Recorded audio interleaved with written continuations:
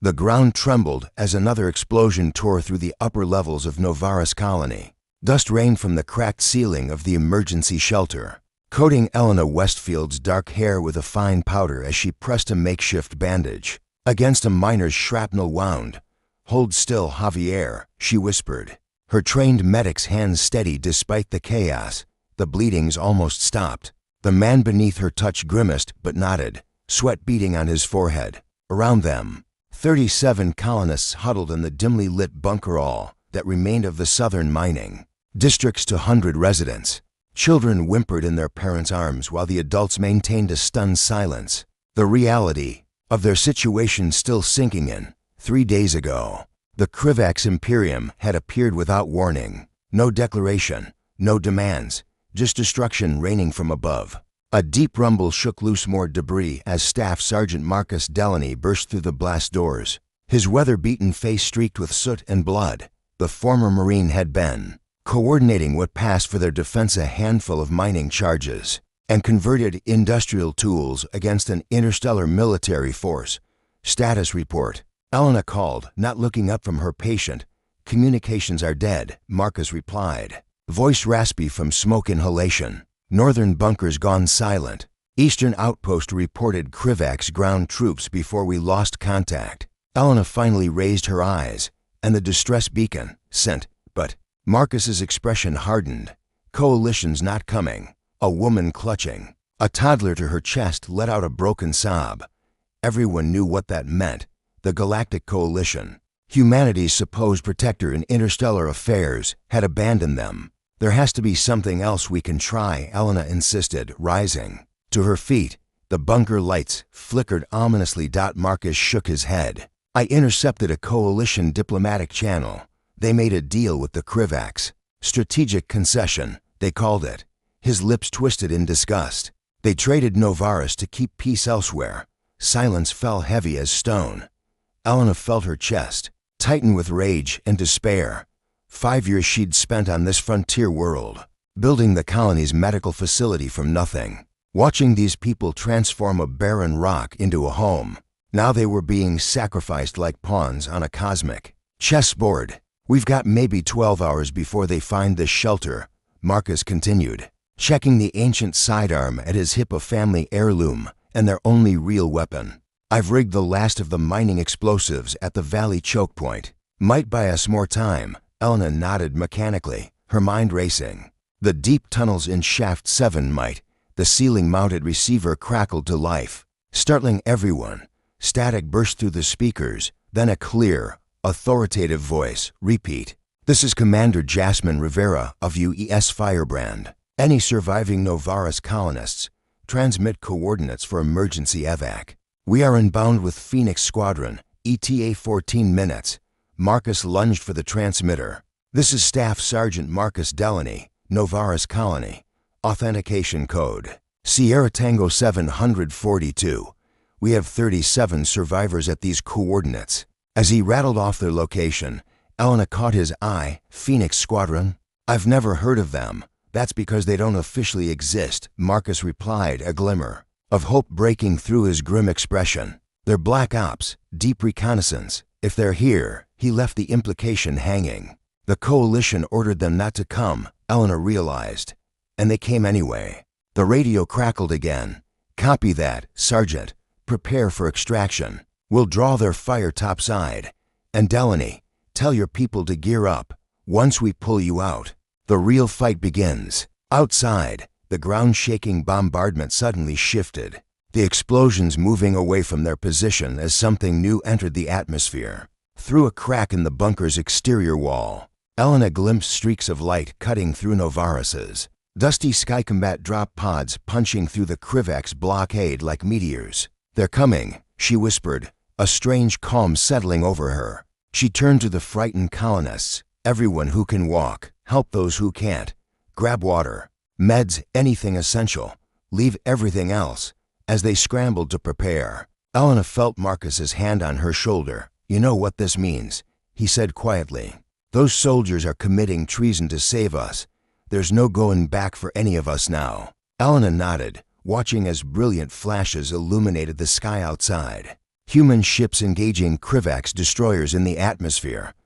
Then we make it worth their sacrifice, she replied, packing the last of her medical supplies. In the distance, the first human drop pod slammed into the surface of Novaris. A thunderclap of defiance against the silence of abandonment. The war for survival had just begun. The cave system beneath the western ridge buzzed with activity, as Commander Jasmine Rivera paced in front of 43 colonists and her remaining 16 Phoenix Squadron soldiers. 3 days had passed since the extraction, and the makeshift base was taking shape. Equipment salvaged from drop pods, medical supplies arranged in Elena's field station, and weapons distributed to anyone willing to fight. The Krivax expected us to break, Rivera announced, her compact frame belying the authority in her voice. Dark hair pulled back in a severe braid revealed a scar tracing her jawline. But they've never faced humans who refuse to die on schedule, Elena watched from her medical station as Lieutenant Nikolai Petrov unfolded a holographic map. On the central table, tall and lean with calculating eyes, the Russian tactical officer had spent hours scouting Krivax positions. They've established 3 primary outposts, he explained, accent thickening his words. Main processing facility here, command center at the colony hub, and landing zone for their ground reinforcements here. His finger tapped each location. Their weakness is supply lines. They're stretched thin across difficult terrain. A colonist named Fiona raised her hand, the former geologist still covered in dust from the morning's scouting mission. The narrow canyon between sectors B and C floods during storms. We could use that. Nikolai's eyes met hers with appreciation. Exactly the thinking we need. Local knowledge is our advantage. His gaze shifted to Elena, lingering a moment longer. What's our medical capacity? Elena straightened. Limited antibiotics, decent supply of painkillers, surgical equipment for emergencies. I've trained 3 colonists as field medics. Good, Rivera nodded. Because we're not just hiding, we're hitting back. Starting tomorrow, we teach every able body to fight. As the meeting dispersed, Elena found herself walking alongside Nikolai. Through the tunnel network, the lieutenant moved with quiet precision. His steps measured the woman with the injured leg. He asked, "Will she recover, Talia?" "She'll walk again, but fighting is questionable," Nikolai nodded. "And you, doctor? Have you ever fired a weapon?" Elena gave a wry smile. "I grew up in the Arizona outback. I can handle myself." "Good." He stopped, turning to face her fully. "Because I need someone who understands both combat and medicine for a special operation. Someone who won't hesitate when lives depend on it." The intensity in his eyes made Elena's breath catch. "Why me?" "Because you're still angry," he said simply. "I recognize the look. You built something here, and they took it away. That makes you dangerous." Before she could respond, an alarm echoed through the tunnels. They rushed to the command center where Marcus was monitoring communications. "Krivax patrol," he reported, "coming too close to our western sensor net." Rivera made a quick decision. "Nikolai, take a team, make them disappear quietly on the Krivax command vessel." Commander Vexither stared at the holographic display of the colony, mandibles clicking in frustration. His iridescent scales shifted from blue to amber as he addressed his officers. 3 patrols vanished in 2 days, he rumbled. These humans were supposed to be subjugated by now. His second-in-command, Zarkesh, stepped forward, battle scars prominent on his reptilian features. "The resistance is more organized than intelligence suggested. Commander, their tactics show military precision." Vexither's inner eyelids narrowed. "The coalition assured us this was a civilian outpost, mining and agriculture only." "They lied," Zarkesh said simply. "Permission to implement harsher measures. The council expects results." Vexither stared at the display, remembering the human child his scouts had found hiding in the ruins, frightened, but defiant even in capture. He had ordered her fed rather than processed, earning Zarkesh's disapproval. "No civilian executions," Vexither decided.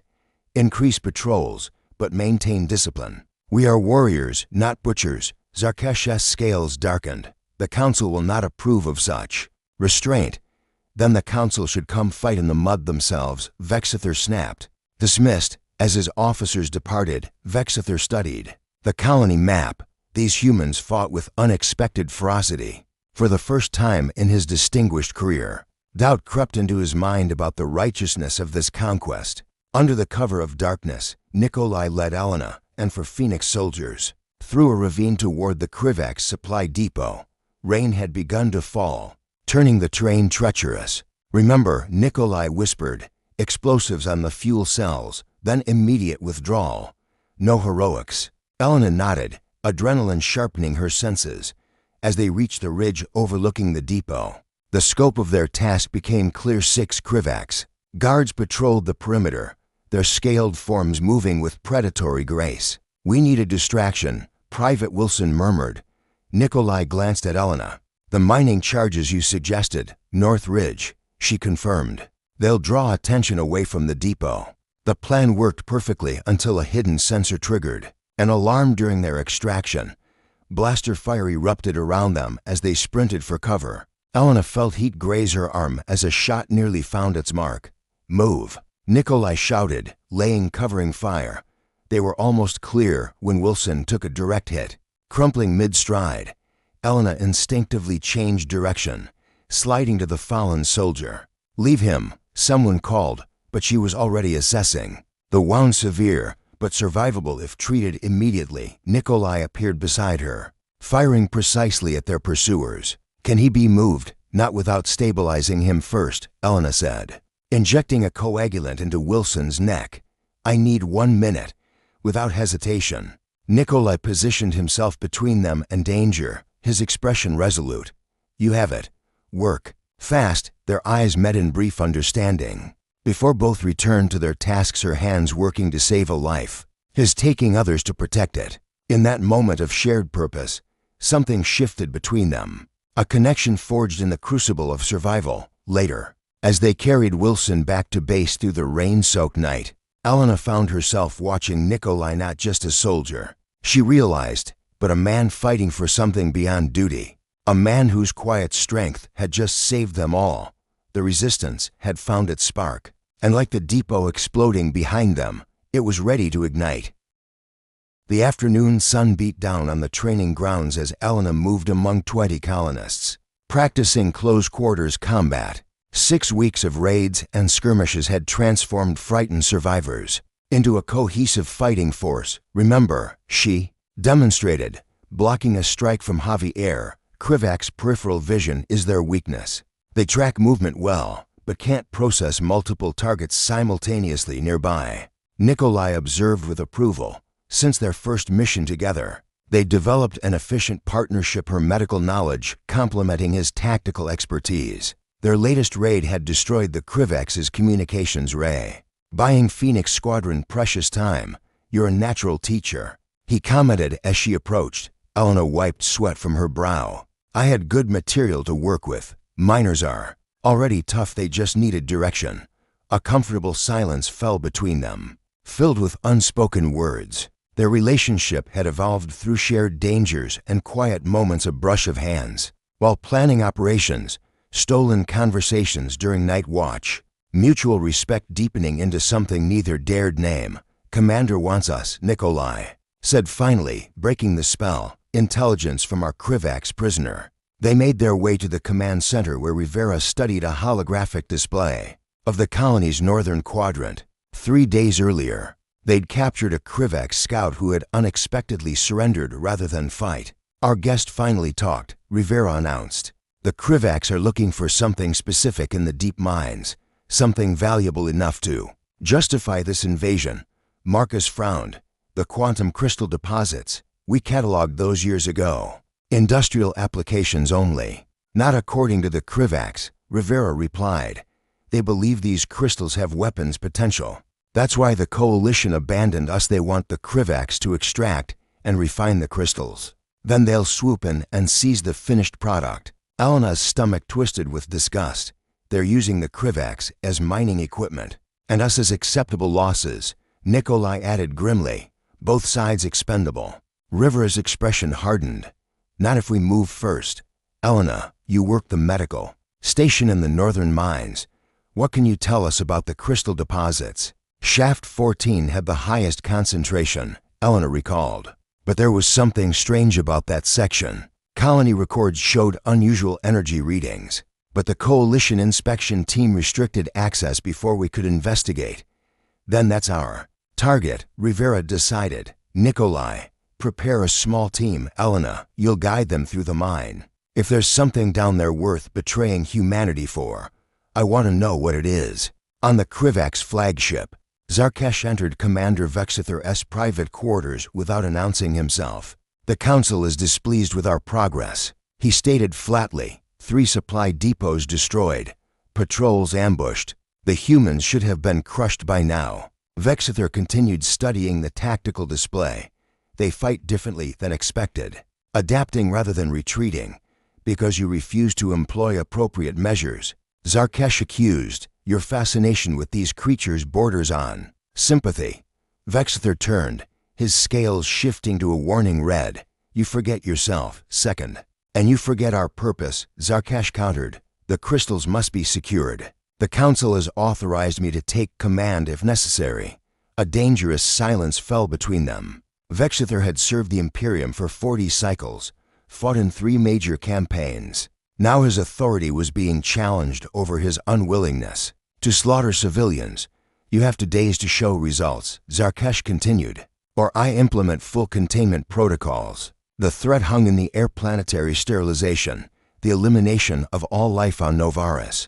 After Zarkesh departed, Vexither activated a private channel to Mevlara, chief science officer, and the only other Krivaks who had expressed concern about their mission. The human prisoner, he asked quietly, has she recovered? The child adapts well, Mevlara replied, her more slender form visible in the hologram. She shows remarkable resilience. Vex, what's Zarkesh plans? I know, he interrupted. Prepare your research. We may need to make difficult choices soon. Elena's heart pounded as she led Nikolai and the Phoenix soldiers through the abandoned mining tunnel. Their headlamps cast long shadows against the rough-hewn walls, illuminating crystal veins that pulsed with subtle luminescence. The main deposit should be just ahead, she whispered, checking the old mining map. Through that chamber, the tunnel opened into a vast cavern where crystal formations jutted from walls and ceiling like frozen lightning. But it was the center of the chamber that stopped them cold, a structure clearly not of human origin. Partially embedded in the rock, angular and geometric, it pulsed with the same energy as the surrounding crystals. What is that? One of the soldiers breathed, evidence that the Coalition knew exactly what they were giving up. Nikolai responded, approaching the structure cautiously. Some kind of alien technology. Elena activated her scanner. It's amplifying the crystal energy somehow. These readings are off the charts. A sudden rumble shook the cavern, dust and small rocks raining down. Nikolai grabbed Elena's arm. We need to move now. They were halfway to the exit when Krivak's voices echoed from the tunnel ahead. Trapped. They ducked behind crystal formations as 6 Krivak soldiers entered the chamber, led by a female in scientific attire.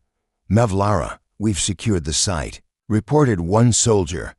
Begin your analysis. From their hiding place, Elena could see the scientist examining the structure with what appeared to be reluctance. Strange, she thought, for a Krivaks to show hesitation. A communication device on the lead soldier's belt activated. Report status, came Zarkesh's voice. Site secured. No human presence detected. Elena's breath caught as Nikolai silently readied his weapon. For against 6 in an enclosed space, terrible odds. Then the unexpected happened. The scientist, Mevlara, deliberately moved to block the soldiers' view of their hiding spot. Her back to the crystals where the humans concealed themselves. These formations are unstable, she announced loudly. We should return with proper containment equipment. As the Krivaks team debated, Elena's eyes met the scientist's for a fraction of a second. An impossible moment of recognition between enemies. Then the Krivaks departed, leaving the humans bewildered by their narrow escape. She saw us, Elena whispered once they were alone. She deliberately covered for us. Nikolai frowned. Why would a Krivaks protect humans? I don't know, Elena replied. But I think we just found something more valuable than Crystal's division among our enemy. As they made their way back to base with evidence of both the ancient technology and possible Krivax sympathizers, Elena felt Nikolai's hand brush against hers in the darkness, fingers intertwining briefly in a silent promise. Whatever came next, they would face it together. The rain hammered against the cave entrance as Elena finished stitching a gash on Marcus's forearm. The former sergeant winced, but remained still, his expression troubled. Zarkesh's forces hit 3 outposts simultaneously, he reported. They're not taking prisoners anymore. Elena tied off the suture. Something's changed. The attacks are more aggressive, less disciplined. Internal conflict, Commander Rivera confirmed. Entering the medical area, our surveillance picked up. Krivax communications, their leadership is fracturing. A commotion at the tunnel entrance interrupted them as Nikolai appeared. Soaked from the storm and beside him, a hooded figure. When the covering was removed, gasps echoed through the chamber. A female Krivax stood before them, scaled skin shimmering with iridescent blues and greens, 4-fingered hands raised in a gesture of peace. "This is Mevlara," Nikolai announced, chief science officer of the Krivax expedition. And now, defector, Rivera's hand remained on her sidearm. "Why should we trust you?" "Because Zarkesh plans to implement containment protocols," Mevlara replied, her voice melodic despite the harsh consonants of human language. "What you would call planetary sterilization. Commander Vexither opposed this action and has been removed from command." Elena stepped forward. "You're the one who hid us in the crystal chamber." Mevlara's inner eyelids blinked in acknowledgement. "The Imperium told us this was a military operation against hostile forces. Instead, I found civilians defending their homes." She hesitated. "I've also discovered the truth about the crystals and the ancient technology. The Coalition and our Council have both been manipulating events for their own gain." Rivera studied the Krivax scientist, then made her decision. "Show us what you know." Hours later, the Resistance leadership gathered around holographic displays of Mevlara's data. The implications were staggering.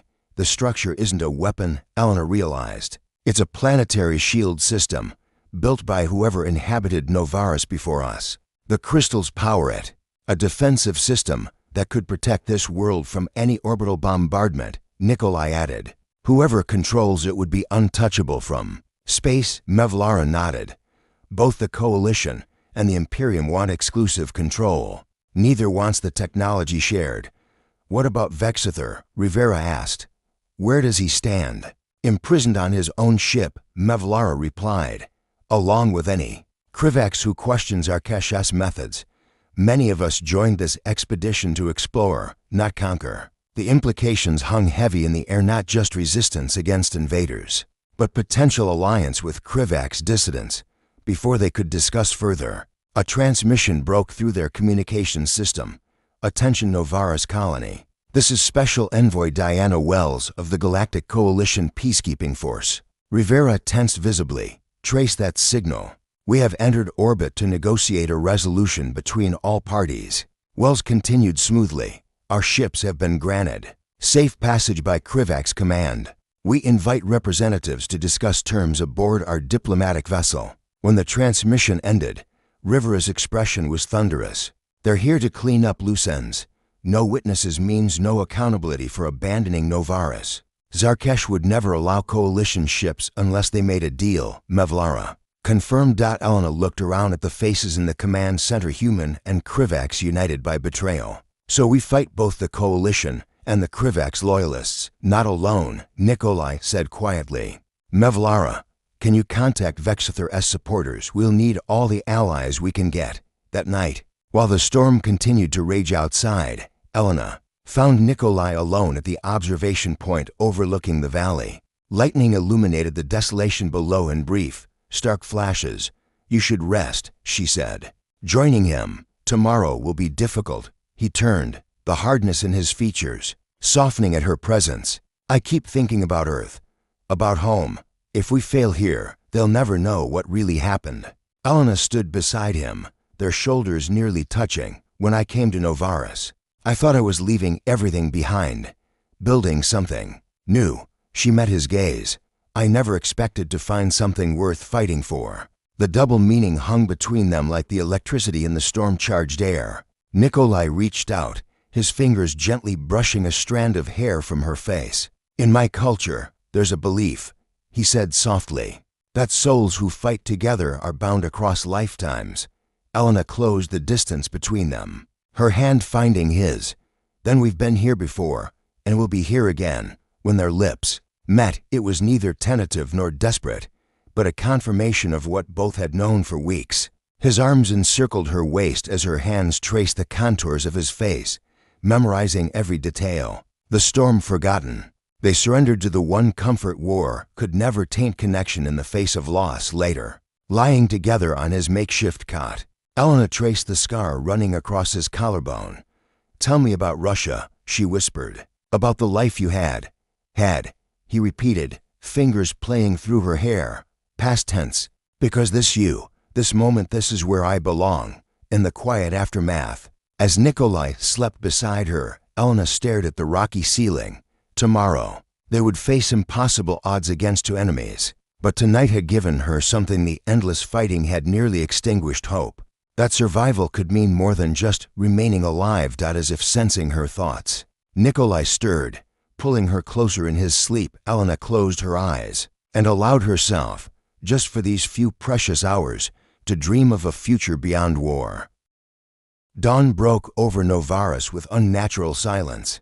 The storms that had battered the colony for days suddenly ceased, leaving an eerie stillness as 3 coalition peacekeeping vessels descended through the atmosphere. In the Resistance Command Center, final preparations were underway. Mevlara had successfully contacted 15 Krivax loyalists to Vexithor, including 3 pilots willing to provide air support. Combined with Phoenix Squadron's remaining forces and 48 trained colonists, they had assembled a fighting force unlike any in known space humans, and Krivax united against both their governments. The coalition ships are deploying at these 3 points. Rivera indicated on the holographic display. Diplomatic vessel here, security forces here, and Zarkash's forces, Nikolai asked. Concentrating around the northern mining complex, Marcus reported. They're still searching for the crystal chamber. Elena studied the display. We're outnumbered 3 to 1, minimum, which is why we don't fight conventionally, Rivera replied. Elena, you and Nikolai take a team to the crystal chamber. If Mevlara's calculations are correct, you can activate the planetary defense system while you create a diversion, Nikolai concluded. Rivera nodded grimly. We give you 12 hours to power up the ancient system. After that, we hit both enemy forces simultaneously. As the meeting dispersed, Elena prepared her medical kit while watching Mevlara adjust a captured Krivax communication device. The scientist had risked everything to defect, yet maintained a dignified calm even as her own people hunted her. Your world has beauty I did not expect, Mevlara commented, sensing Elena's attention. My people were told humans destroy everything they touch. Sometimes we do, Elena admitted, but we also build, heal, create. Mevlara's head tilted in curiosity. The one called Nikolai, he is your mate.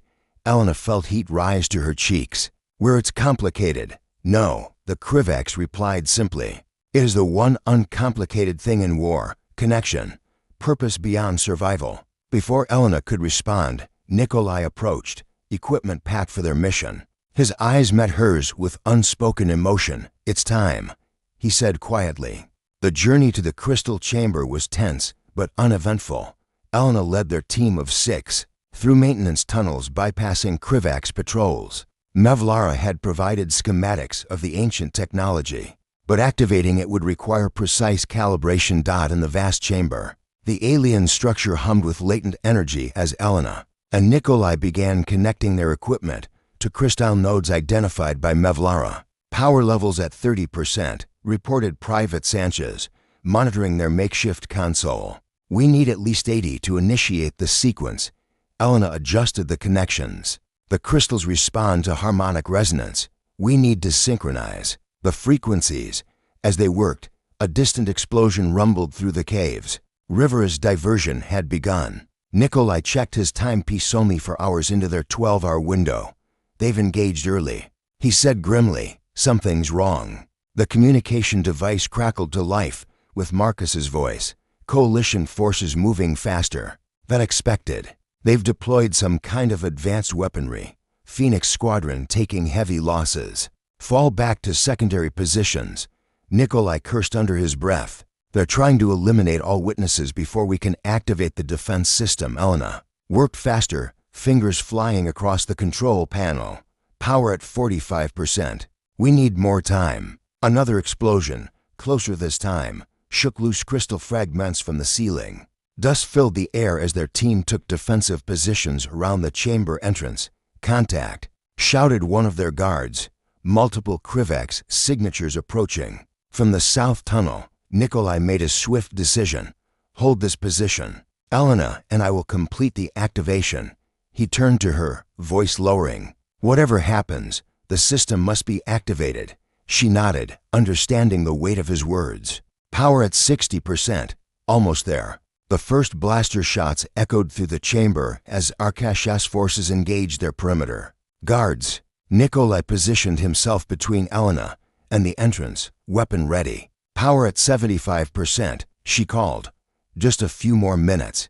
The firefight intensified. 2 of their guards fell, the remaining defenders retreating closer to the central structure. Elena could see Nikolai calculating odds, formulating plans, his tactical mind never resting even as the situation deteriorated. Then a new voice cut through the chaos, deep, resonant, and unmistakably Krivex. Zarkesh, face me honorably if you dare. Elena peered around the console to see an imposing Krivex warrior stride into the chamber. Ceremonial armor gleaming despite obvious battle damage. Behind him followed a dozen Krivex soldiers with markings. Different from their attackers, Commander Vexither, Nikolai identified him. Mevlara's resistance freed him. The 2 Krivex forces clashed in the center of the chamber. The conflict suddenly transformed into both external and internal warfare. Vexither moved with surprising agility for his size, cutting through Zarkesh's soldiers with precision. Power. At 85%, Elena announced, initiating defense sequence. The ancient structure hummed to life, crystal nodes pulsing with increasing intensity. Energy arced between the formations, creating a lattice of light throughout the chamber. As Elena input the final command sequence, the structure's core began to rotate. Alignment panels shifting to focus energy upward.